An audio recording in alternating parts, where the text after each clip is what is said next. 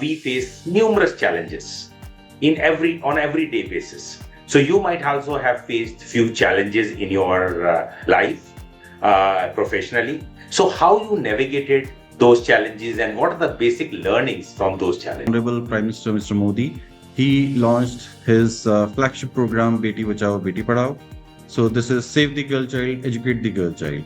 And as we are all aware, Haryana, because of technology, because of biased opinions against women, status of women, and because of so many other issues, there used to be very strong son preference in Haryana. So here, the issue was, these were cross-cutting. So almost 35 to 37 departments were there. So which required very close coordination. And then there were thousands of people who were behind the computers. So how do we work in that kind of scenarios? So what are your role models in your life? So I think my role models were the silent, oppressed women whom I met. They taught me to lead by restoring dignity and agency. A biggest leadership myth in your opinion? That leaders have all the answers. Leaders are not supposed to have all the answers. Leaders Excellent. should be actually be able to bring in people who have the right answers.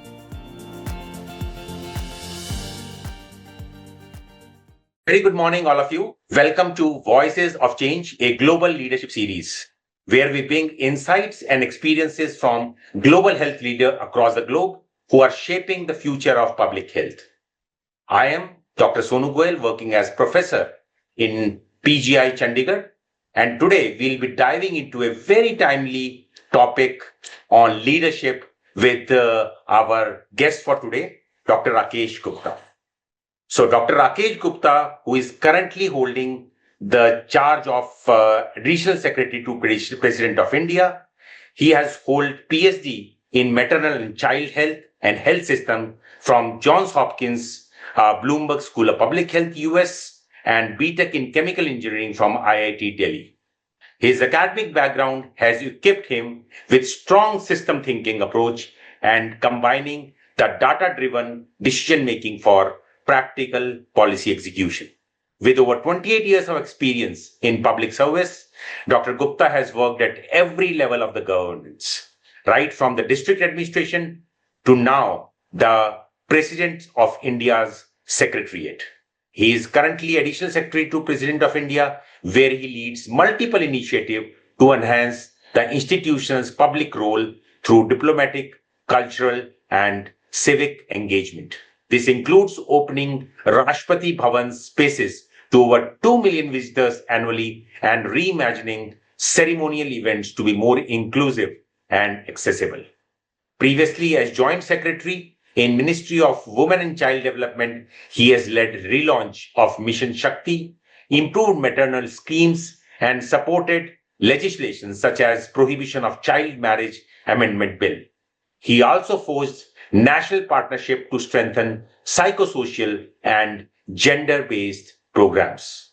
When he was in Haryana, Dr. Gupta served as Additional Principal Secretary to the Chief Minister in National Health Mission and as District Magistrate in Gurugram, Faridabad, Karnal, Rohtak.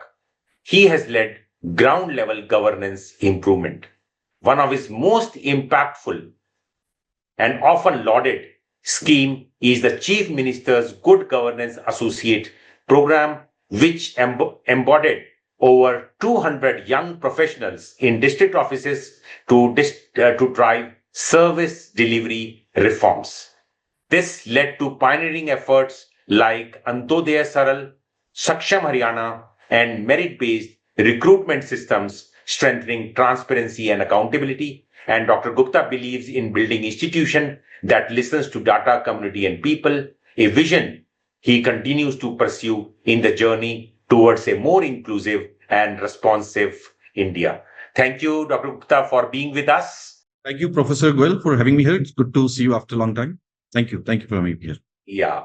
Sir, you have been in various leadership positions, right from the district level to now the President of India's Secretariat level. So, according to you, what key qualities define a successful leader and how these qualities shape your leadership journey over time? So, Professor Goyal, as you're aware, I worked in a state of Haryana, which is a North Indian state. Population is around 31 million. So we are aware that Haryana, otherwise it's a very prosperous state, but Haryana is a state which is very patriarchal. The data weak systems are there. So when you work for these systems in 24 years, so it has been a great learning. And over the years, I realized that this particular background, in this particular background, issues like trust, empathy, integrity, these are very, very important. And my feeling is systems change succeed only when leadership is grounded in purpose, evidence, and moral clarity. So when I was a mission director of National Health Mission Haryana, we were looking after sexual and reproductive health at the state level. And as we are aware, it's a prosperous state. But if we look at data, we realize that the maternal mortality ratio and infant mortality ratio was very high. This was the year 2011, and we were certainly going to miss the Millennium Development Goals, which was set for the year 2015. So in this background, we took everyone along. Team building was done, and then we took several initiatives, made a team inside the system, and then we struck multiple partnerships in which there were various UN agencies, WHO, and then, of course, we invited USAID. They sponsored many programs which improved the quality of functioning inside labor room at immunization cold chain points. So all these initiatives we took, and of course, we took support from your institute, that is School of Public Health, PGI Chandigarh, in supporting supportive supervision, and then in doing concurrent evaluation. So because of partnership, because of data orientation, we were able to actually register a decline of 33% in MMR in 3 years. And similarly, for the IMR, it was a decline of 25% in 3 years. So, and for this, we got recognition from all over. In fact, I was personally invited for a WHO technical advisory meeting in Geneva with the aim to further accelerate the maternal mortality across the globe. So I think the takeaway from all these experiences working with a hugely inspiring team in Haryana, I would say purposeful, value-led leadership, it actually builds resilient systems and earn trust from grassroots to global levels. Great, sir. So I think we got some very good lessons from your journey that involvement of people, partnerships are very important in leadership and also keep on inspiring people. And I have seen that in your good governance program, you have involved many interns, many people from public health who are in the initial part of their career and they want to do anything. And they have, I have also interacted with many of them and they were turned very inspired by with working with you. So I think that trust and empathy, which you are talking about, are one of the key principles of leadership. So now, sir, I'll just go back to because as a leader, we face numerous challenges in on everyday basis. So you might also have faced few challenges in your life professionally. So how you navigated those challenges and what are the basic learnings from those challenges? After working in health department for 3 years, I was posted as additional principal secretary to Chief Minister of Haryana. So during that time only, Honorable Prime Minister Mr. Modi, he launched his flagship program Beti Bachao Beti Padhao. So this is Save the Girl Child, Educate the Girl Child. And as we are all aware, Haryana, because of technology, because of biased opinions against women, status of women, and because of so many other issues, there used to be very strong son preference in Haryana. So when this particular program of saving the girl child was launched, I was entrusted with the responsibility of leading it from the Chief Minister's office by the then Chief Minister. So now this was a very complex task because and it demanded societal transformation across deeply entrenched norms which favored son preference. So that is the background.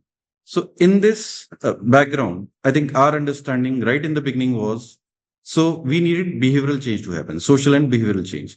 So this needed legal reforms, data monitoring, community mobilization, and frontline accountability. So what we did was we had major interventions related to social and behavioral change, so that the society they understand, and then of course enforcement of law. So there were two kinds of intervention: demand side and supply side. So supply side interventions were very important. The law enforcement. So for that also we ran a campaign throughout the state, which was led by the district magistrates in all the districts. In fact, we conducted raids outside the state also. We prepared standard operating procedures, and several people were booked behind the bars. So when we started working on both demand side, supply side intervention, so within no time, in a period of 5 years, we realized that the sex ratio at birth increased from 871 to 922. And during this 5 year period, we were able to save almost 35,000 girls in wombs of mother. So this particular initiative, so this is like Haryana. In fact, Prime Minister, Honorable Prime Minister Modi was actually asked subsequently when Haryana became famous for saving girls. Earlier, it was known more for killing the girls.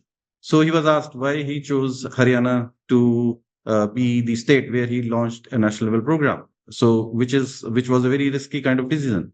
So he said it very clearly that he wanted to challenge the leadership, challenge the people of Haryana, and I think this really worked very well because I would say the Honorable Chief Minister also, there were lots of expectations from Haryana, from the leadership, from the people of Haryana. So we were able to do it, and the success stories were published in all national journals, newspapers, even in international newspapers like Wall Street Journal, New York Times. And then we got the award, Nari Shakti Puruskar, Women Empowerment Award from the then President of India. So now, I think what I would say is the takeaway here is big challenges. They demand a multi-layered strategy and collective ownership, not top-down directives. So we have to really understand from the ground also, because in this particular case, the behavior was the culprit. The norms were the culprit. So what we observed over the time was these norms got changed, the gender norms, and then of course the important thing was many times the women, the mothers, they were not actually willing to do this sex selective abortion. So I think we were able to restore the reproductive agency of women to a very large extent. So it was very heartening, a wonderful experience working with doctors, working with civil society, working with different departments, police, prosecution. In fact, we used to work very closely with the Advocate General Office also. In fact, we used to coordinate with other states as well. Right, sir. So I think the big lesson from this small talk is about having the collective ownership. I think that is very important, and a multi-pronged strategy. Something which is very important. Sometimes people are stuck towards a single strategy, and people say it will not work because such type of problem, such type of thing. I can imagine the state of Haryana. We are launching this program, and suddenly the sex ratio goes up in the system where we live in. I think it is very difficult to change the societal norms. And I think through all these things, these are the leadership things about how you involve community, how you multi-pronged approach like legal as well as the community-driven initiatives have led to that success. Great, sir. So now coming to various risks, because leaders are leaders because they take risks. So you might have also taken some risks. And also as a leader, because when we are taking risks, we are bound to make some mistakes. So what do you think, sir, in your life, what mistakes you might have done as a leader, and how that experience shape your leadership approach? I would say in the first decade of my job working in the state of Haryana, mostly at the sub district or district level as a young district magistrate, I was really focusing on fixing individual cases rather than addressing the systemic gaps. So this was a problem which I could understand, fortunately, through various capacity building programs or reading books. And then I realized the isolated solutions, these only bring short term relief, but they actually fail to create scalable, lasting change. So this was the understanding which I got during the first few years of working. in the Indian Administrative Service. So typically, the various departments they also work in silos. So the collective thinking, the systemic thinking is somehow lacking. And then I got a wonderful opportunity of working as Secretary Haryana Board of School Education, which looks after school leaving examinations. So there, I was exposed to business process engineering, systems thinking. So it was a huge system, almost 1.1 million children, the student, they used to appear for examinations. So, and of course, lots of cheating, which used to take place during the exam, and the credibility was at its lowest ebb. So at that point of time, we started thinking of systemic solution, process reengineering, and using IT in a big way. So similar, I think much larger experience I had at the state level when working in the chief minister office. The mandate was given to improvise or sort of re-engineer the services, the public service delivery system of Haryana. So we created Antyodaya Saral system, which was a unified platform for providing G2C services and welfare schemes to citizens of India. So what we were able to do it in a very inexpensive manner. We brought in 550 schemes and services on a single platform in a very cost-effective manner. So much so we got multiple national level awards, and then these systemic reforms which we did in Haryana, either in Haryana Board of School Examinations, subsequently at the state level, in public service delivery. So these are replicable models. So these were actually taken to other states. We got multiple national awards. So I think the takeaway from these two particular examples and the mistake or whatever you may call it, late learning, which I got while working at the district level, is that the scalable impact, it requires systems thinking, moving from individual problem solving to institutional transformation. And for this, you have to take everyone along. Great, sir. I think this is wonderful because people usually, when they are in the health system, they always think about working in the health system doesn't take into account other systems which are equally important if you want to improve health. So I think, and same holds true for any other thing. We have a very tunnel approach for that. So I think that's wonderful idea, sir. You think systemically so that it's a scalable and replicable approach, and we could have more outcomes from a similar interventions. So great, sir. So now coming to team, because every leader has a team, and or every leader believes in teamwork. So how in your what are the key panacea which you think about keeping those team motivated and inspired, and so that everyone in your team is included, heard, and valued? So, a very interesting question. You know, when we work in a single department, even then it is a challenge because thousands of people, or at times hundreds of thousands of people, when I worked in education department, more than 100,000 teachers were working over there. So, and then I consider myself to be very blessed. I worked from the chief minister office, and I led two particular initiatives, Antyodaya Saral, about which I spoke, and then the chief minister good governance associate program. So here the issue was these were cross cutting. So almost 35 to 37 departments were there. So which required very close coordination. And then there were thousands of people who were behind the computers. So how do we work in that kind of scenario? So I think your question is very relevant. How do we keep not hundreds, but thousands of people motivated so that they give their best and we are able to provide right-based services to the citizens of this country, or to the women, or to the so in fact I would start by saying that many times what we see is we think the women or citizens as beneficiaries. I think that is something which should change now. We should we should think of citizens as having people who are right holders. So we in the government, we are accountable. We, I think, should be working in a way so that we are able to provide the rights to the people of country. So these big things, Antyodaya Saral, CMGGA, we were able to do that. I think the learning is the insight is that motivation comes from empowerment, clarity of purpose, and visual impact at the user level. So it should be a win-win situation for everyone. So when we were building up this Chief Minister Good Governance Associate Program, it was one of its kind in the country. We prepared multiple digital dashboards, and then we were recognizing the frontline innovations also. So as you said, in 22 districts over a period of 6 7 years, there were 200 plus young, talented, very, I would say, motivated young professionals. They worked with us, and we were able to create an impact. So much so, there used to be queries from other states to sort of understand our program.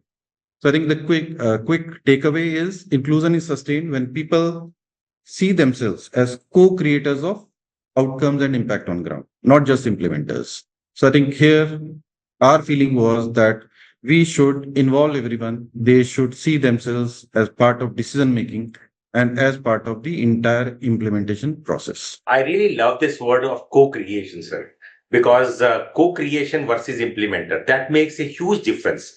Because when they think that they are part of that bigger initiative, they are having a share on that particular initiative. They are the shareholders of that particular initiative. That feel them empowered. So that's really a good thing. And I have seen you recognizing those workers in front of, I think, bigger platforms. They are being awarded for their best thing. And when I came to your office multiple times, I have seen that you have an open door policy as well, because people can come over if they want to have something, so they can come over. So they feel themselves that they can be reached easily, and they are heard. Because when people are heard, then they are motivated and they want to do a lot of things. So that was a wonderful thing which you did for team building. So now, sir, as a leader, again, because you have multiple fronts, and sometimes a leader makes tough decisions, and that tough decisions sometimes are not liked by some. It's always that out of 100, 20 people may not like the tough decisions. Although if they foresee after 5 years or 10 years in their life, they find that these tough decisions actually made them empowered, and now they are doing the good job because of those tough decisions which have been made earlier. So have you encountered those tough decision conflict due to the tough decisions which you made? I would like to highlight here one of my experience working as joint secretary in the Ministry of Women and Child Development. So this was about reproductive autonomy. This was about preventing the unintended pregnancies. This was about preventing early or forced marriages, which many times Indian girls are subjected to. So this was a huge issue, and of course, we can understand it had huge implications because we were bringing a bill. The Honorable Minister was bringing a bill in Parliament to raise the age of marriage. Mhm. So we were asked to draft the Child Marriage Amendment Bill, which was supposed to raise the age from 18 to 21. So we can very well imagine the kind of societal sensitivity, the kind of legal rigor which was needed, and of course creating a consensus between different diverse stakeholders, engaging with even the political parties who were opposed to the bill or opposed to the ruling party. So all those things were happening. So I think our feeling right in the beginning was that building consensus, it means sustained dialogue across ministries, talking to the global experts. We had detailed discussions with UN Women, civil society, and parliamentarians. So this was not something which you simply say that this is something we are going to do it immediately. Right. So I was asked to lead interministerial consultations, frame evidence with support from various UN agencies and other civil society organizations. And then I was asked to anchor the parliamentary briefings also. As we understand, once the bill is introduced in the parliament, these are sent to standing committees. So I made multiple presentations with other colleagues from the ministries before all the members of parliament. So the bill was introduced with support and to be framed as a right-based development reform. So I think the overall takeaway, of course, the bill has not been passed so far. It is still with the parliament. And in the meanwhile, I moved to the office of President of India. But I think the big learning or the takeaway here is uh, trust in these kinds of settings where there is a conflict, where there is no broad consensus or agreement. So it comes through transparent, inclusive, and evidence-grounded negotiation. So this has been my learning working on this bill while being in Ministry of Women and Child. Great, sir. So I think those qualities of transparency, accountability are really important, because when somebody is viewed as a transparent leader, then even the oppositions or whosoever is there, so they are not very much opposed to that person or the things which the person is proposing. So great, sir. So I think in recent time there is a lot of changes in the system, and a leader need to adapt to those technologies, the systems, and a lot of other things. So as a leader, sir, over a period of 20-25 years in your entire journey, so have you seen such sort of adaptation in you? So, tech has become very, very important. I think we were in rudimentary stages when I joined these services, but over the years, and of course, everyone now talks about artificial intelligence and machine learning. So many new things have come up in administration. So when I was working in health department, so there was a culture of making fake records and bogus reporting. So which was sort of hiding the performance. So there was fear of accountability. There was perhaps fear of being asked to do so much. That was the kind of feeling within the department amongst the workers, frontline workers, the doctors. So here, as I spoke in the beginning also, the issue was to create trust so that we work together. The issue was the choice were between inspection and supportive supervision. So we decided that we were not doing inspection. We were working with them. The focus was on problem solving. So I distinctly remember we used to tell the officers, doctors that uh, misreporting data, okay, is a bigger sin than not performing. So basically, meaning thereby, data has to be correct. We should be honest. We should be true to ourselves. We should be having the integrity and the commitment to say to face it bravely, saying that yes, this is the ground situation, and then we'll start working together, and we will definitely reform the system, and of course do better for the women, children, and other people. So when we started working together, we used to do rapid reviews, rapid appraisal of programs in districts, and we used to discuss the gaps, and then used to come together with some solutions. So here the important thing was we created many information systems. So we had now various information systems through which we used to get understanding of input indicators, similarly process, output, and even outcome indicators like maternal Right. mortality, MMR, IMR. So we had those registries. So we initially thought that creating systems, information system is very difficult, but then we realized the more difficult part was actually prepare our people to do the capacity building of PHCCC in charges or district officers to actually use these systems to improve the final outcomes. So this was a huge challenge. So what we did was we partnered with a senior functionary, head of research of maternal, neonatal, and docent health, Dr. Rajiv Behel. So he came with his team, and then we did a state level workshop on data use, in which PGI Chandigarh took the lead. There were 6, 7 other technical partners. Professor Arun Agrawal, he led this project, and then the knowledge partners, they were trained as to how they are going to conduct data use workshop at district level, wherein all district officers, PSC in charges, CSC in charges, they used to attend. They were given a problem statement. They were made to sit in different round tables, and they were asked to solve their problems looking at data. Right. So, and that too through laptops, not any printed papers. So I think slowly and slowly they felt so empowered. So their commitment level it got deepened. They were able to identify the bottlenecks, and then they were actually able to solve their problem themselves. So this we were able to do because we had multiple partners working with us. So working in isolation, it was not possible, but then we had support of almost 26, 27 global partners, different kind of knowledge partners who were actually supporting us. So I think the takeaway is we have to treat data as dialogue.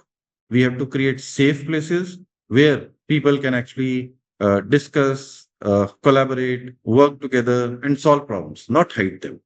So I Right. think this is like transparency. This is the integrity. This use of authentic data systems. I think this is something which transforms the people, the systems. Right, sir. So I think very well done because over a period of time when you keep on encountering a leader keep on encountering the challenges, they keep on trying to find out a new way of doing it. And this is what you have done, that you have seen that the data is not correct or it is not coming the way it should come. So you created those systems. You created the management information system so that the things are more transparent and more accountable, and you changed your working according to the time and according to the change in the technology.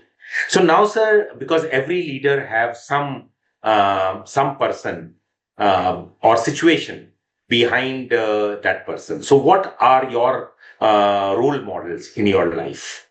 Dr. Sonu, growing up, I saw a stark contrast. Women, the small girls, they're actually worshipped as goddesses. Yet, a girl child birth is actually more. So, such contradictions reinforced by seeing women die in childbirth outside Karnal Hospital when I was a district magistrate there. This sort of shaped my life's mission. So I thought my life is dedicated towards the causes of women and children. So what I did was I'm trying to answer your question, but I'm trying to give this background. Right, So sir. I sort of reoriented my public service around reproductive rights and gender equity at state and national levels. So, so this put me to the forefront of SRHR reforms, non-traditional ideas, and then of course it led to it actually asked me to take a sabbatical and go to Johns Hopkins University. So I think my role models were the silent, oppressed women whom I met. They taught me to lead by restoring dignity and agency. So no Wonderful, sir. single role model as such. Wonderful, sir. I think that's really excellent that you have found your mission of life around the oppressed women whom you have seen one day. Not many people actually find mission of their life in their entire life career. So wonderful, and you have started working based upon the thing which you have thought about in your vision. You went to Johns Hopkins. You worked. Since then, you have been working in Beti Bachao, Beti Padhao, and many other schemes to improve and uplift the oppressed women of the country. Great, sir. So, sir, from your perspective, what are the biggest challenge leaders face in today's world? Today's leaders, they confront fragmented trust, rising inequities, and data overload with limited clarity. So I think it is important that we navigate this landscape, employing empathy, systems thinking, and commitment to co-created solution, where everyone is a stakeholder in designing the initiatives or actually implementing. So I think my advice is very simple. Start by listening deeply, have empathy, lead with purpose, build outcome driven systems that serve, that do not dominate. Right, sir. So every one person should have a mission to work on, and there should be an empathy component, a type of feeling to other person. One should be human, and I think that's really important. That seems to be missing in today's world. So now, sir, coming to some rapid fire questions for you. Uh, so one word that describes your leadership style. Transformative. Right, great. So I think listening to entire thing which I have heard, definitely I think that words very suits you very much. A leader you admire the most? Dr. APJ Abdul Kalam. Wonderful, sir. Wonderful. I think. And what is the biggest strength and one of the weakness of a leader? So, strength would be in these modern times, building partnerships and collaborations. And if you ask about my weakness, Yes, sir. so I would say I'm a very trusting person. Yeah. So I think one should Trust trust, but easily. You trust yeah, easily. yeah, I trust. I tend to trust people. So trust people Right. both within the system, outside the system. That helps me also. Yeah. Yeah. Sometimes it acts as strength as well. But yes, I think in today's world, sometimes it's very difficult. A book that changed the way you lead, sir. Multipliers by Liz Weissman. So it is basically amplifying the intelligence and capabilities of team versus the diminishers who sort of undermine their teams. So that is the Wonderful. key message of this book. Again, sir, again, that relates very much to the talk which we had. A biggest leadership myth, in your opinion? That leaders have all the answers. Leaders are not supposed to have all the answers. Leaders Excellent. should be actually be able to bring in people who have the right answers. That is the leader should be doing. Exactly, sir. And yes, day before yesterday, we were interviewing Dr. Ganguly as well, and he gave the same answer which you gave. What motivates you to continue the leader role in tough days? Creating impact on ground, making difference in the lives of people. Yeah, I think that is making the difference, and that is the inner motivation which you are getting, the intrinsic motivation. A quote or mantra you live by as a leader. Empower others to amplify impact. Wonderful, wonderful. Work-life balance in one Harmony, word. harmony. Wow. Wonderful. Very difficult, but yes, I can gauge from your talk as well. A skill every leader must master. Active listening. Active listening. Again, very difficult in today's world, but definitely very much if you want to build a team. And what is the most difficult part of being a leader? Staying resilient despite all odds. Wonderful. Great, sir. And one value you would like to teach young leaders? Empathy. Empathy. Yeah, exactly. One word your team used to describe you. I don't know, but many people have told me that it is inspirational. Right, right, right, right. Even I have heard from few people when you went back from Haryana and they came to my project and they were very having high words about you and they were saying that you were one of the inspirational leaders to whom they worked with. And success in your words. I would say reaching those who are furthest behind. So we have to reach to them first. In our philosophy, it is called as Antyodaya. So the person who is standing last in the queue, we have to reach to that person first. Wonderful. So reaching the unreached, I think nobody listens to them. And if we can reach them, I think that is one success which we can have. So wonderful, sir. We had a wonderful talk with you for last 35-40 minutes.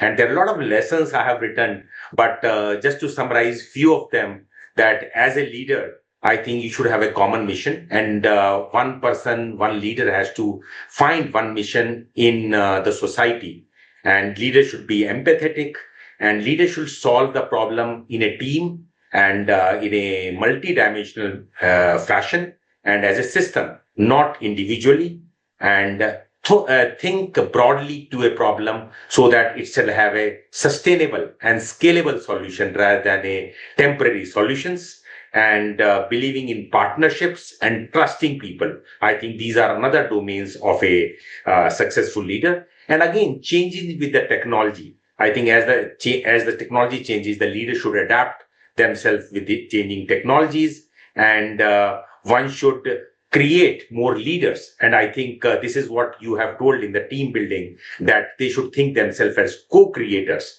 And that vision which we need to give to the team is that a common vision should by all of them. So wonderful, sir. I think a lot of lessons we have learned from this leadership talk in the Voices of Change, which is a global leadership series.